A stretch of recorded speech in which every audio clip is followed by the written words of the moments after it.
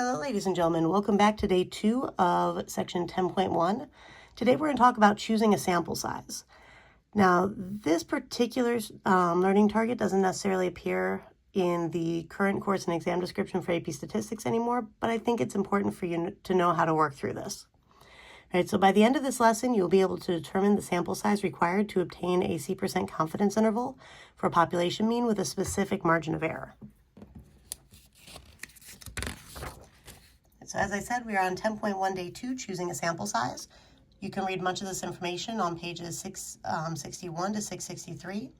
And can you use your calculator for the entire do step? And are there any drawbacks to this? Now the do step, I'm referring to the do step from our 4-step problem from yesterday. Now you do need to actually use the formula for full credit. Use the calculator to double check. Your answers will vary if the degrees of freedom differ.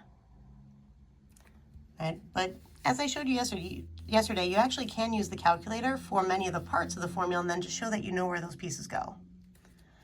Now, what factors affect the margin of error for a confidence interval for a mean, and how are they affected? So, assuming that everything else stays the same. So if you have a larger sample size but everything else is the same, you're going to have a smaller margin of error. For example, quadrupling sample size cuts margin of error in half because of taking the square root of the sample size. All right, square root of 4 gives you 2. Now, larger confidence level means larger margin of error because you need more standard errors of your statistic in order to have larger confidence.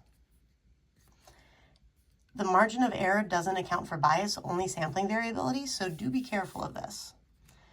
All right, if you need to change your margin of error, larger sample size. If you need to make your margin of error smaller, increase sample size.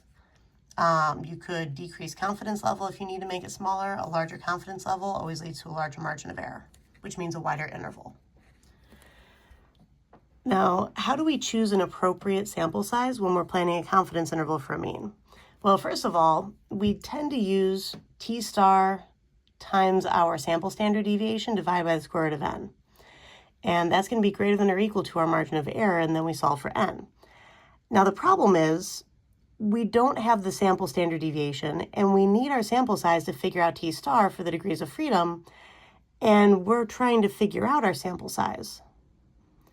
So what do? Well, we pretend that we know what the population standard deviation is based on oftentimes a pilot study or something.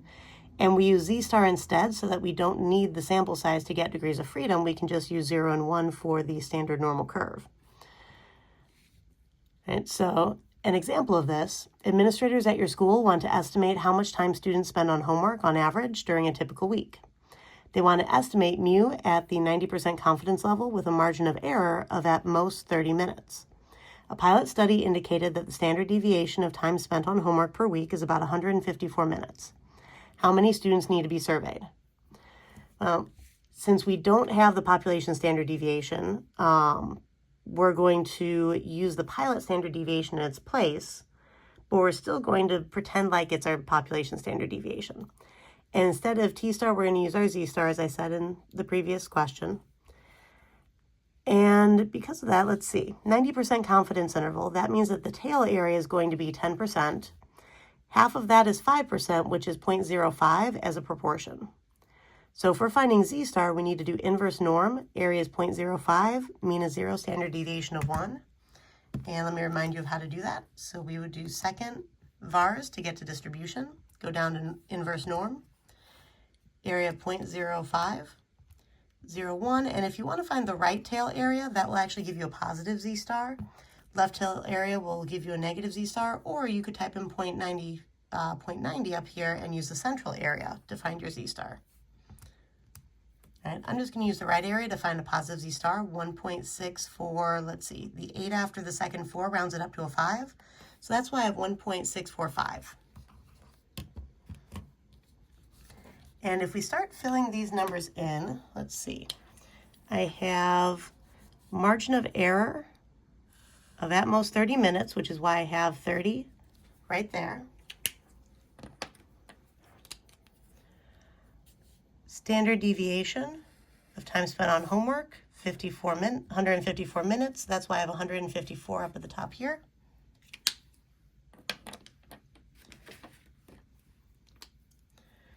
And I have my, let's see, my Z star over here. Now I'm trying to solve for n. That's why that one's not getting filled in. Now if I go ahead and actually multiply 1.645 times 154, I get about 253.33. All right, so I end up getting this inequality when I simplify the multiplication times my numerator. Now in order to get square root of n out of the denominator, I'm going to multiply it on both sides. You could also put this over 1 and cross multiply, but with inequalities that gets a little iffy. So just multiply square root of n to both sides. It'll cancel out on the left and show up on the right. And then you're left with this inequality. In order to get square root of n isolated, I need to divide the 30 on both sides, which is exactly what I'm doing. That cancels the 30 out over here, leaving you square root of n. And 253.33 divided by 30 is about 8.4443. And then to undo square root, I need to square both sides. That's how I end up with n being greater than or equal to 71.3. Now, if you're wondering why my inequality symbol suddenly flipped around, it's because I flipped which side n was written on. N was originally written on the right, but now that it's written on the left, the inequality symbol that was open on the side with n now needs to be open on the side with n as well. Now, the very first integer value that is greater than or equal to 71.3 is 72, which is why I'm saying that about 72 students need to be surveyed in order to have the appropriate margin of error. Right, so that's how this works when you are trying to figure out how many you need minimum for your sample size in order to be able to achieve a specific margin of error or less. Right, go ahead and try these problems, and I will see you in class.